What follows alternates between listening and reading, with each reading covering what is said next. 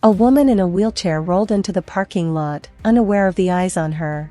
The fluorescent lights of the grocery store parking lot buzzed overhead, casting harsh shadows across the cracked asphalt.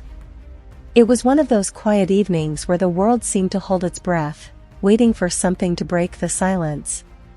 That something came in the form of cruel laughter, sharp, cutting through the night air like a blade. A woman walked slowly toward her car, each step deliberate, careful. Her cane tapped rhythmically against the pavement, a steady beat that spoke of determination despite the obvious struggle.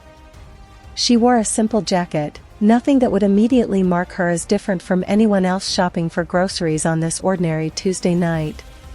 But to the group of young men lounging near the store entrance, she was an easy target. "Look at that," one of them called out, his voice dripping with mockery. "Can barely walk straight." The others joined in, their laughter growing bolder, more vicious. They saw weakness where they should have seen strength, limitation where they should have recognized sacrifice. The woman's jaw tightened slightly, but she continued walking, her eyes fixed straight ahead. She had heard worse. She had survived worse. But tonight, something was different. Tonight, she wasn't alone in that parking lot, though she didn't know it yet. The evening air carried their taunts like poison, each word designed to wound, to humiliate. "Bet she's collecting disability checks while real people work for a living," another voice sneered. The woman's grip tightened on her cane, knuckles white beneath weathered skin that had once held different tools, tools of war, tools of protection, tools that had saved lives in places these boys couldn't even pronounce. Her pace never faltered, though each step seemed to take tremendous effort. She had learned long ago that showing weakness only invited more cruelty. But memories have a way of surfacing at the worst moments, and as their voices grew louder, her mind began to drift to places she usually kept locked away. The sound of helicopter rotors filled her ears, drowning out the present moment. Sand whipped across her face as she crouched behind the armored vehicle, radio crackling with urgent coordinates. The weight of her gear pressed down on her shoulders, but it was nothing compared to the weight of responsibility she carried. Lives depended on her decisions, her accuracy, her unwavering focus under pressure. She remembered the heat of the desert sun, the way it could drain every ounce of moisture from your body before you realized how thirsty you were. She remembered the faces of her squad, young men and women who looked to her for guidance, for hope, for the kind of leadership that could bring them all home safely. "Sergeant Martinez, we need that intel now." The voice of her commanding officer cut through the chaos of that long-ago battlefield. She had moved then with purpose, with precision, every muscle fiber trained for moments exactly like that one. Her legs had carried her across hostile terrain without hesitation, her mind calculating distances and trajectories while bullets whistled overhead. She had been unstoppable then, a force of nature wrapped in desert camouflage and determination. The irony wasn't lost on her now. Those same legs that had once sprinted through enemy fire now struggled to carry her across a grocery store parking lot. But it wasn't just the physical memories that haunted her. It was the weight of the choices she'd made, the split-second decisions that had saved some lives and ended others. She remembered holding a wounded soldier as his life ebbed away, whispering promises about messages for family members she'd never met. She remembered the moment the IED had changed everything, the flash of light, the ringing in her ears that lasted for weeks, the way her world had shifted from protector to protected in the span of a heartbeat.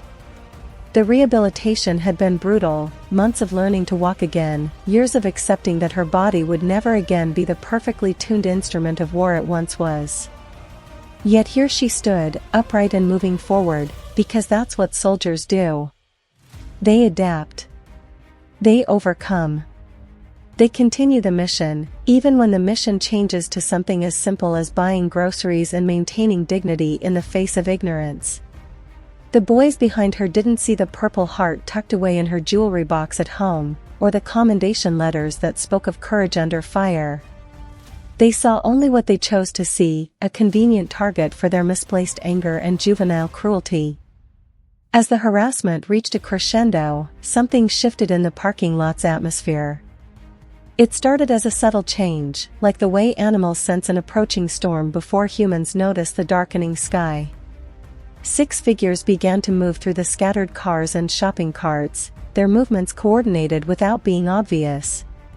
They weren't walking together, weren't dressed identically, but there was something in their bearing that marked them as cut from the same cloth. Their eyes had already assessed the situation, calculated the threat level, and reached the same conclusion independently. These men had learned to recognize their own kind across crowded rooms and busy streets. It was something in the way she carried herself, even with the cane, the straight spine, the controlled breathing, the situational awareness that never quite switched off. They saw past the obvious struggles to the warrior beneath, and what they saw demanded action. Not the kind of action that would land them in jail or make headlines, but the quiet, disciplined intervention that their training had taught them to execute with surgical precision. The first SEAL stepped into the light cast by a nearby street lamp. He was tall, broad-shouldered, with the kind of quiet confidence that came from facing death and walking away more times than most people faced Monday mornings. He didn't announce himself, didn't call out threats or warnings. He simply positioned himself where his presence would be felt, where the message would be clear without words needing to be spoken. His brothers followed suit, emerging from the shadows like wraiths materializing from smoke. The young thug's laughter began to die as they became aware of the changing dynamic. What had started as easy entertainment, picking on someone they perceived as defenseless, was rapidly evolving into something far more complex and threatening. The air itself seemed to thicken with tension, as if the very atoms were holding their breath. These weren't random Good Samaritans or concerned citizens. These were predators who had chosen to hunt different prey, and right now, the roles of hunter and hunted were being dramatically reversed. Without a single word being spoken, the 6 SEALs had formed a loose perimeter around the scene. Their positions weren't random, each man had automatically taken the spot that would provide maximum tactical advantage while minimizing the potential for escalation. It was a dance they had performed in places where mistakes meant body bags, and the precision of their movements spoke to countless hours of training and real-world application. The message was unmistakable: this woman was under their protection now, and anyone who wished to continue their harassment would need to go through them first. The transformation in the parking lot was immediate and electric. The thugs, who moments before had been emboldened by their perceived superiority over a disabled woman, now found themselves face to face with men who radiated the kind of quiet lethality that could only come from years of military training. These weren't angry civilians looking for a fight, these were professionals who had turned violence into an art form, and their calm demeanor was far more terrifying than any shouting or posturing could have been. "Maybe we should," one of the young men started to say, his voice cracking slightly as he finally grasped the magnitude of what he had stumbled into. But his words were cut short by a look from the nearest SEAL, a gaze that conveyed volumes without requiring translation. This wasn't a negotiation or a discussion. This was a moment of education, and the lesson being taught was about respect, consequences, and the kind of brotherhood that transcends individual differences in service of a greater principle. The leader of the thugs, a young man who had probably never faced genuine adversity in his comfortable suburban life, found himself staring into eyes that had seen things he couldn't imagine. These men had walked through valleys where death waited around every corner, had made decisions under pressure that would have crushed lesser spirits, and had earned the right to wear the trident through trials that would have broken most people before they even began.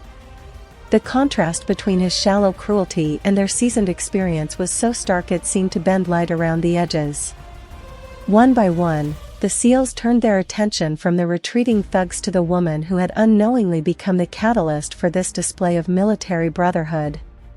Their movements were synchronized without being choreographed, each man acting independently while somehow maintaining perfect coordination with his teammates. It was the kind of unity that could only be forged in the crucible of shared danger and mutual dependence, where trust wasn't just a concept but a matter of life and death.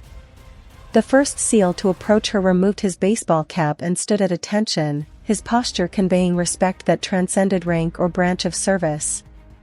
His teammates followed suit, creating a moment of ceremonial dignity in what had begun as a scene of casual cruelty. These men understood sacrifice because they had made their own, understood the weight of service because they carried it every day, and understood the bond between warriors because it had been tested in the flames of combat and emerged stronger than steel. The woman's eyes widened as she recognized what was happening. These men weren't just showing support, they were rendering honors, acknowledging her service with the kind of respect that money couldn't buy and politics couldn't diminish. Her chin lifted slightly, and for a moment, the years seemed to fall away from her face. She was no longer the struggling veteran being mocked by ignorant children. She was a soldier being recognized by soldiers, a warrior being honored by warriors, a guardian being saluted by guardians. Tears gathered at the corners of her eyes, but they weren't tears of shame or pain. These were tears of recognition, of belonging, of remembering that her service had meaning beyond the physical limitations that now defined her daily existence. The parking lot, which minutes before had been a place of humiliation, had been transformed into a sacred space where the invisible bonds between those who serve were made manifest for all to witness. The crowd that had gathered to watch the spectacle began to understand that they were witnessing something profound. The jeers and whispers died away, replaced by an odd silence as people recognized the gravity of what was unfolding before them. Some pulled out their phones, but not to mock or ridicule, to capture a moment of pure honor that they instinctively knew would stay with them long after the parking lot emptied and the fluorescent lights went dark. The thugs slunk away into the night, their earlier bravado replaced by shame that would follow them for years to come. They had learned a lesson about assumptions, about respect, and about the kind of people who put their lives on the line so that others can sleep safely in their beds. The encounter would change them, though perhaps not immediately. Sometimes the most important lessons take time to fully sink in, like seeds planted in hard ground that need seasons of rain before they finally sprout. As the SEALs began to disperse, their mission accomplished without fanfare or recognition, the woman stood straighter than she had in months. Her cane still supported her weight, her steps were still careful and measured, but something fundamental had shifted. She had been reminded of her worth, of her place in the brotherhood of arms that stretches across generations and branches of service. The grocery bags in her car would wait a few more minutes while she composed herself, while she let the moment sink in and reshape her understanding of how the world saw her. The parking lot returned to its normal quiet routine, but those who had witnessed the encounter would carry the memory with them. They had seen honor in action, had watched respect triumph over ridicule, had been reminded that heroes don't always wear capes or arrive with sirens blazing. Sometimes they're standing in shadows, waiting for the moment when their particular skills and values are needed most. And when that moment comes, they step forward not for glory or recognition, but because it's who they are, and it's what they do. This is what service looks like long after the uniforms are hung up and the medals are stored away. It's the recognition that some bonds can never be broken, that some debts can never be fully repaid, and that respect is something that must be actively defended, one moment at a time. Every veteran deserves this kind of recognition, this kind of protection, this kind of honor.